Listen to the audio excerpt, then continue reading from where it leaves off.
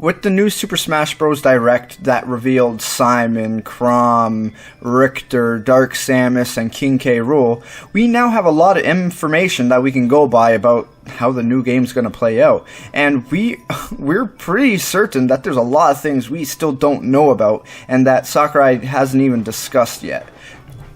Before I get into a video talking about, let's say, more detail in the new characters' moves and how they possibly can play, I want to discuss something about King K. Rool.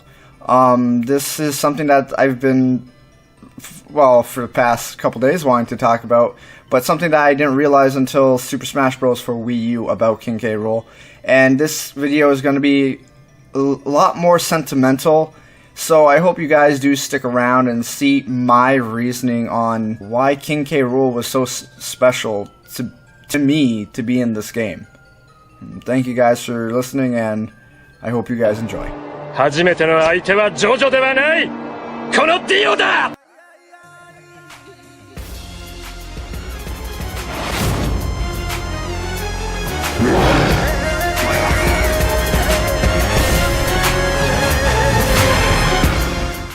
Just for you folks who don't know who I am, my name is Ricky and I run Winning Catch Gaming here. And when I was younger, I was very active in playing video games. I still did a lot of stuff like outdoors, playing with friends, but all the time when I was out there, I'm playing make-believe Pokemon or Donkey Kong Country, Super Mario. It was always video game based. And I really have to thank my fascination towards video games and the characters and the stories to my father. Back in 2000, I was born in 1994, but in the year 2000 my father passed away. And even though I was just 5 when he passed away, I still remember a lot of things that we've done together, and a lot of the times my best memories was just playing games with him, and that might be one of the reasons why I really do connect with these games now. His most favorite video game series was Donkey Kong Country, and I remember that was like the first series that I fully saw be played through. That along with Mario RPG and Mario World, but Donkey Kong Country was the real one that I just remember when K. Rool. Once I was seeing him, I was like, yeah, this is big. Just my little mind, I felt like, wow, this is crazy. But I never could play by myself. The game was way too difficult for me. But my dad taught me, and even at a young age, I was able to go through it. Obviously, not beating it completely, though. I'm not savant like that. My father was really into fighting games, platformers, but Donkey Kong was his favorite series, and I'd always, as I already stated, I'd always remember him playing that. And it went to the point where I remember we were having like just a talk, and he would just talk about how he really liked King K. Rool, and he used to watch Donkey Kong Country cartoon with me, the 3D animated one, the one that's really bad. And he just really liked K. Rool. I just constantly remembered that, and he really wanted to play as K. Rool one day, and he would say it would be cool if there was a game where you could just play as K. Rool fighting the Kongs or something like that. I think that was one of the times when he was facing King K. Rool at the end of Donkey Kong Country. It might have been one. He constantly replayed that game, and so that always kind of stuck with me, especially when I remember the time where I wasn't playing Smash Bros, but I do remember he would play Super Smash Bros. 64 when someone friend of the family will come by and bring their 64, and he would always play Donkey Kong. And I think that was just solely on the basis of he just really liked that series.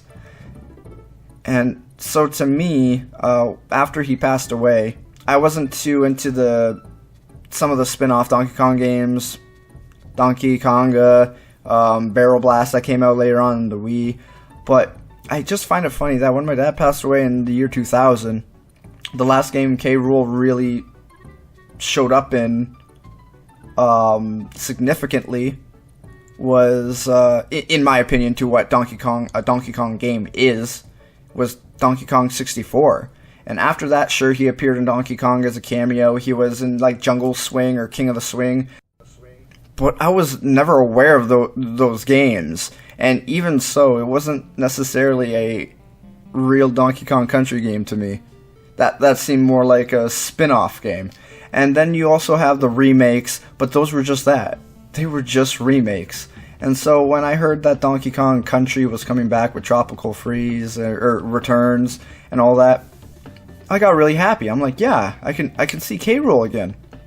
But no, I didn't get that. So I just find it really funny that after my father passed away, that character that he really, really liked just kind of faded and wasn't exactly the same K. Rool. He came back as a pharaoh. Like, what?